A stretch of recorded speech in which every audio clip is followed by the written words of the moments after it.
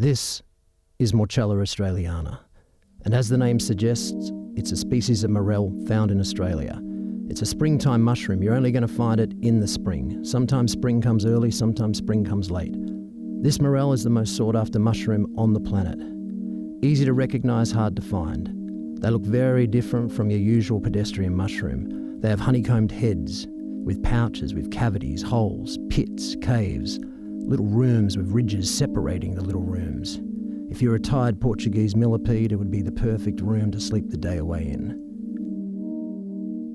You can't really confuse a morel for another mushroom. Maybe if you're a total beginner, stinkhorn mushroom, the phallus multicolour will get you excited, but they don't tend to fruit in spring, and they're the wrong colour, and like the name suggests, they stink, real bad. The other lookalike is Guiamitra, the false morel, but that's almost impossible to find. I've been looking for that mushroom for 8 years now and still no luck. The problem with Guiamitra is you mistake it for a morel, you don't cook it properly, it's coma. Then eventually you'll die. But as I said, that's not going to happen to you because you're watching this little video. Once you've laid your eyes down on a morel, you're not going to forget it. Most people find them by accident. You're taking a shit in the forest, you think you're alone in the forest, but you're shitting right next to a morel. You just never slowed down enough to look properly.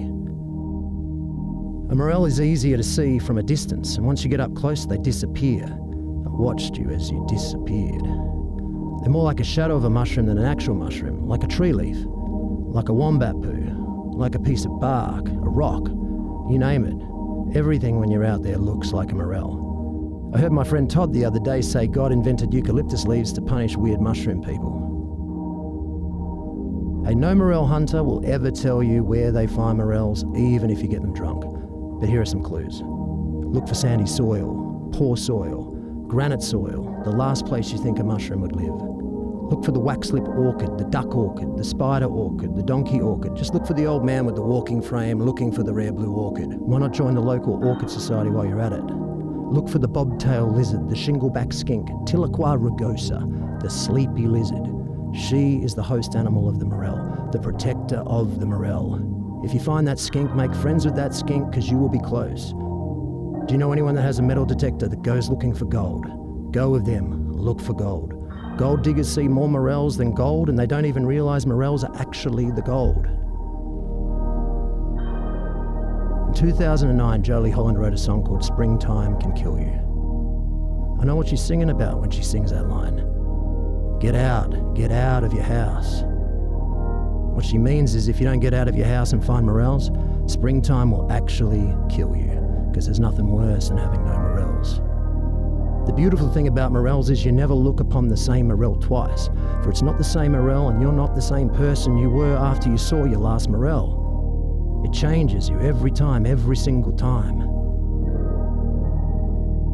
When I think of morels, I think of Diogenes, the Greek philosopher, the cynic.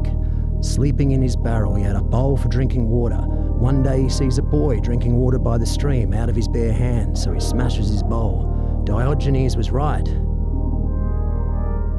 When you're out there, finally out there, far away from your little house, the shadows rolling in over the rocks, the granite has its eyes on you, when you can hear yourself thinking, you don't need anything.